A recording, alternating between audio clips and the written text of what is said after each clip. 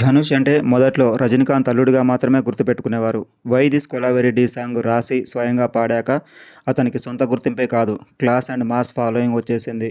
ఇప్పుడు 'ఇడ్లీ కొట్టు' కథ రచించి, దర్శకత్వం వహించి, నిర్మాణంలో కూడా భాగస్వామ్యమై బహుముఖ ప్రజ్ఞను ప్రదర్శిస్తున్న ధనుష్ను మనస్ఫూర్తిగా అభినందిస్తూ రివ్యూలోకి వెళ్దాం. హలో మూవీ లవర్స్, నా సమీక్షలు కేవలం నా వ్యక్తిగత అభిప్రాయం మాత్రమే. నన్ను సపోర్ట్ చేయడం చేయకపోవడం మీ ఇష్టం. నాకు మాత్రం నిజాయితీగా ఉండడమే ఇష్టం. Thank you.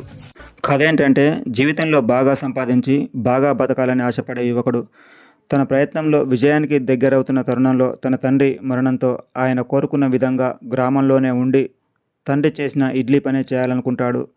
గ్రామ జీవితంలో ఎదురైన ఆటంకాలేంటి, సక్సెస్ అయ్యాడా లేదా అనేది కథ ఏదైనా చెప్పే విధానం ముఖ్యం కదా.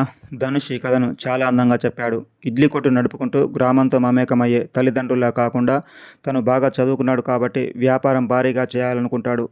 వాళ్ళ అనుమతితో పట్నం వెళ్ళి ఫారిన్కి ఎదుగుతాడు. తన సత్ప్రవర్తన, తెలివితేటలతో పెద్ద వ్యాపారవేత్తతో భాగస్వామ్యమే కాకుండా ఆయన కూతురు మనసు గెలుచుకొని పెళ్లికి కూడా ముహూర్తం పెట్టుకుంటాడు. సరిగ్గా అప్పుడే తన తండ్రి మరణ వార్త తెలియడంతో ముహూర్తం టైంకి తిరిగి వస్తానని చెప్పి గ్రామానికి బయలుదేరుతాడు.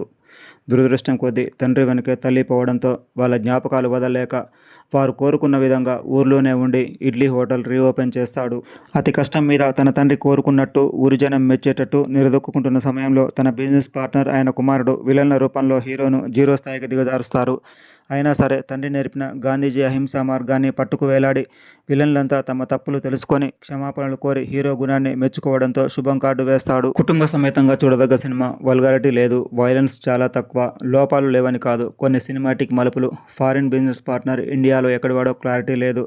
హీరోయిన్లలో శాలిని పాండే ఓకే, కానీ నిత్యా మీనన్ నటనలో వంక పెట్టలేం, కానీ ఫిజిక్ విషయంలో ఎక్స్క్యూజ్ చేయలేము. త్రిష, శ్రియా, నయన్ కన్నా తక్కువ వయసున్న నిత్య బాడీ వెయిట్ విషయంలో దాదాపు డబుల్. ఇలాగే ఉంటే అత్తమ్మ, అమ్మమ్మ క్యారెక్టర్లు చేయాల్సిందే. హీరో ధనుష్ బాల్యంలో వేసవి సెలవులకు తన గ్రామం వెళ్ళినప్పుడు అక్కడ మనుషుల ప్రవర్తన చూసి ప్రభావితం చెంది ఈ కథ రాసుకున్నానని చెప్పాడు. లగ్జరీ లైఫ్లో ఉన్న ధనుష్ గ్రామాల్లో సామాన్యుల అంతరంగాల్లో ఉండే ప్రేమ ఆప్యాయతలనే కాదు, ఈర్ష్య ద్వేషాలను కూడా బలంగా చూపగలిగారు. ఓకే ఫ్రెండ్స్, సినిమా చూస్తే మీకు ఎలా అనిపించిందో కామెంట్ చేయండి. మరో సినిమా సమీక్షతో మళ్ళీ కలుద్దాం. Thank you.